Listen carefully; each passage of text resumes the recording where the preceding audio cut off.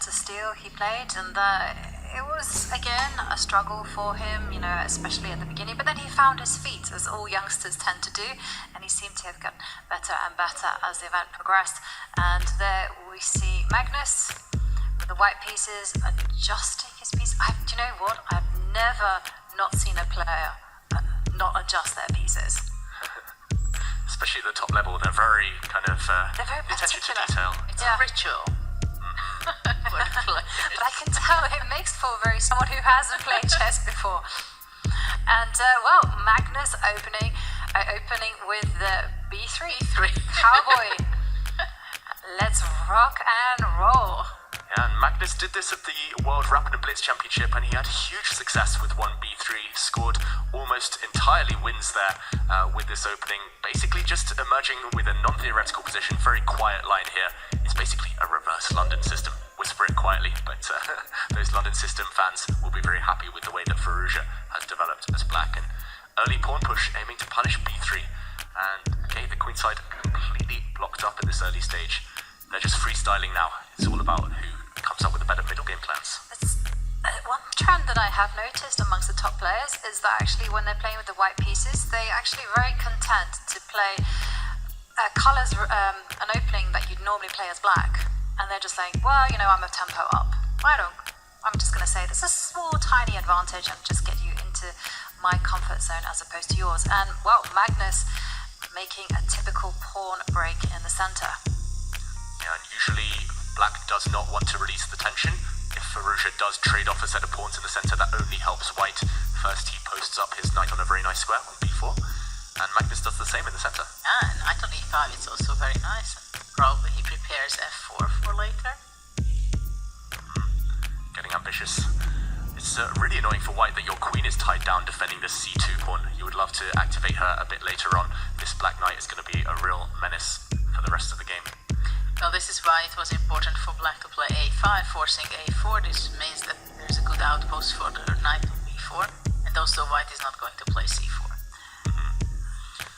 First, the white king is kicked into the corner, and now Firouzja is lining up on d8. I've had some experience in this type of position myself, and I always favour black. It's just easier to move. And after rook d8 already, maybe e takes e4 is also something to consider and open up the d5. Yeah, a rook staring down at the queen's always uncomfortable. I do feel it's gone wrong for Magnus. And I would kind of point to that a2, a4 move.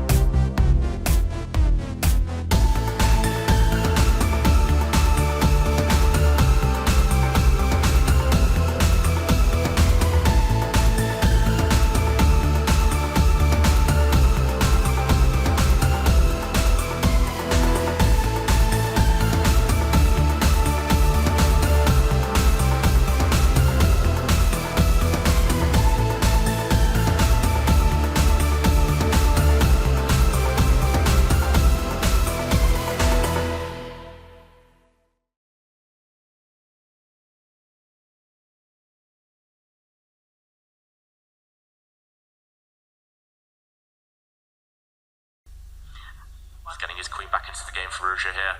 He's going to try and fight. White still needs the knockout blow. A pawn up, but that's not the end of the game yet. Magnus, though, in charge. And if there's one thing we've seen that Firouzja can play at lightning fast pace. And there we see a trade of rooks. And Magnus has given up his queen, but he's cashed in and he's broken through the black defenses. He's got a rook and a piece for the queen, but he's about to win a second piece. There's a deadly pin, and the black king could well just be getting checkmated. No defense here for Firouzja. He's trying to get in with his black queen. What is the killer blow? Wow, and he drops back his knight and some tricks here. Magnus gives up a rook, 3 pieces for the queen. This one's still anyone's game. The 3 pieces combining really well though at the moment. They are combining very well, and the players are just like slamming down the clock. You know, you can feel the nerves. I have to say, you know, when it comes to queen versus 3 pieces, it's all about coordination and king safety. And look at how fast they're playing. It's so easy to play with a queen, and Firouzja has one pawn back. There we go, all the pawns are disappearing. Magnus has put his pieces on really clumsy squares just to preserve his a-pawn. Yeah, and the bishop is vulnerable. I don't think he's going to win it. I think Firouzja's played so well, defended so resourcefully. And what are the white bishops doing? They've just left their king totally abandoned. No, the king wants to go to the journey, a round trip.